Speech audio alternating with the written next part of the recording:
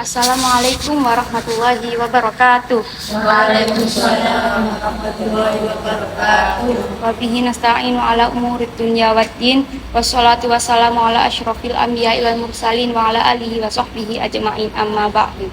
Pertama-tama, marilah kita semua panjatkan puji dan syukur kehadirat Allah Subhanahu wa Ta'ala yang telah melimpahkan rahmatnya dan hidayahnya kepada kita semua, sehingga kita bisa berkumpul pada dakwah sore hari ini menjelang berbuka dengan penuh barokah, dengan penuh berkah, tanpa adanya uzur apapun.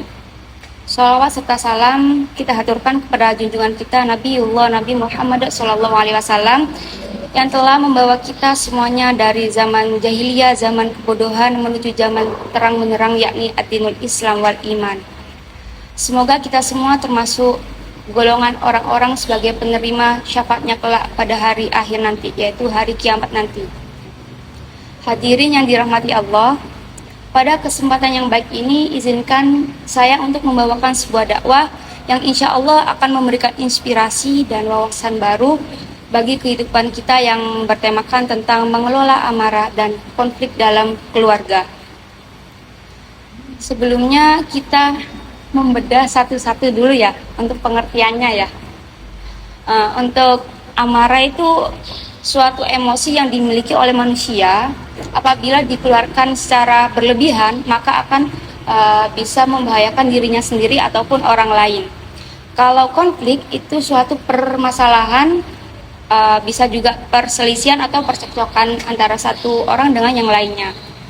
Sedangkan keluarga itu sekelompok orang yang terikat dalam hubungan darah. Jadi keluarga itu juga sebagai tempat di mana kita seringkali merasa paling rentan rasa kalau masalah keluarga itu, sehingga emosi itu lebih cepat terpancing dibandingkan saat kita berhadapan dengan orang lain. Nah, hal tersebut itu sangat wajar ibu-ibu. Jika terjadi gesekan antara misalnya sama suami istri atau adik kakak, itu hal yang wajar. Namun cara kita meresponnya itu yang akan menentukan apakah konflik itu bisa merusak atau justru mempererat hubungan keluarga tersebut.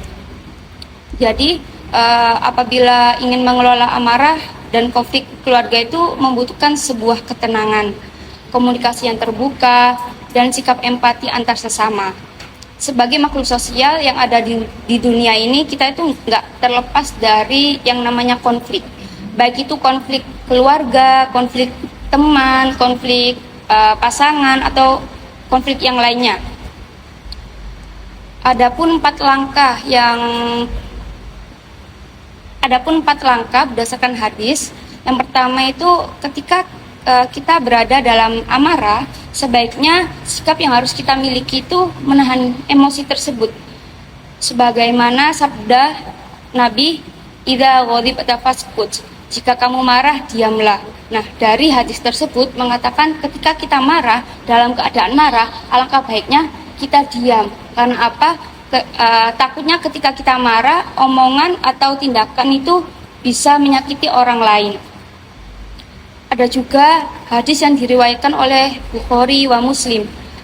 Beliau mengatakan bahwa orang yang kuat bukanlah yang pandai bergulat, tetapi orang yang kuat adalah orang yang mampu mengendalikan dirinya dari amarah.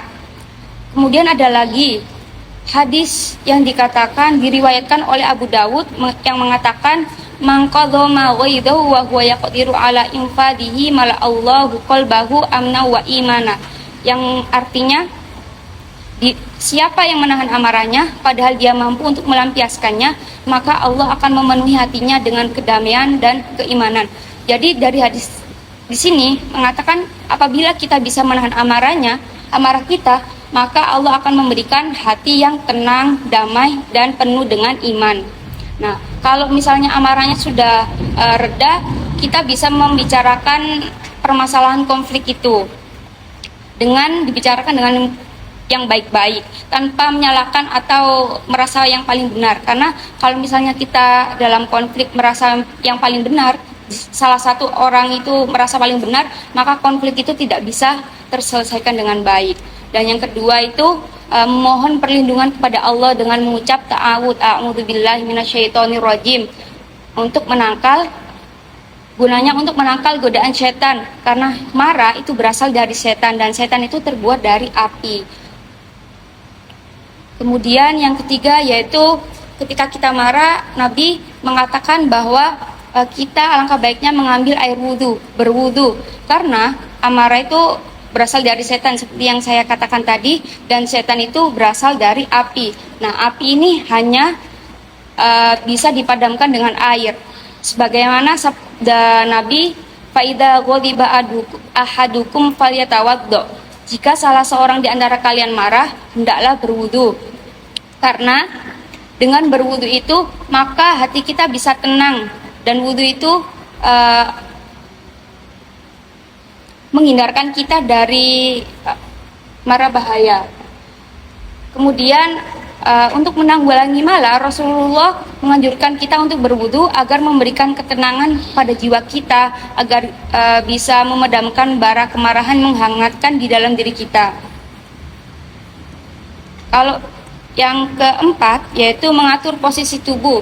Jika kita sedang marah, misalnya ada suami istri yang sedang marah, nah suaminya ini dalam keadaan berdiri, nah alangkah baiknya suaminya ini langsung duduk dan menghela nafas, seperti yang terdapat dalam hadis Rasulullah, idza ghadiba ahadukum wa huwa qa'imun falyajlis fa illam yadhhab falyaqdi.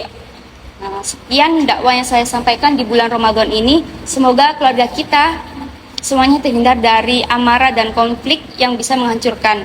Kurang lebihnya saya mohon maaf. Marilah kita membaca doa kafaratul majelis. Subhanakallahumma wa bihamdika asyhadu an la ilaha illa anta astaghfiruka wa atubu ilaik.